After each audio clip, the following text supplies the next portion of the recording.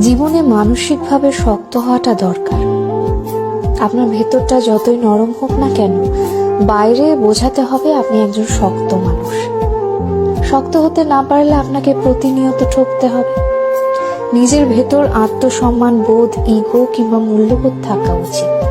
খেয়াল করলে দেখবেন যারা ঠকে যায় তারা বরাবরই নরম মনের মানুষ। শক্ত মনের কাউকে মানুষ ঠকাতে পারে না। সবকিছু রিভেঞ্জ অফ নেচার অর্থাৎ প্রকৃতির প্রতিশোধের উপর ছেড়ে দিতে নেই।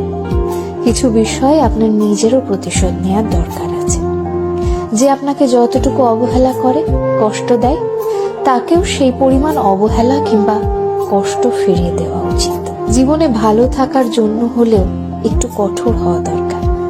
যে কোনো কিছু সহজে পেয়ে গেলে মানুষ মূল্য দিতে জানে না। মানুষ হিসেবে আপনি সহজ হতে পারেন, তবে সস্তা কিংবা সহজলভ্য হতে যাবেন না। যে আপনাকে যতটুকু দেবে তাকে ততটুকুই ফিরিয়ে দিতে শিখুন, হোক সেটা আঘাত কিংবা ভালোবাসা।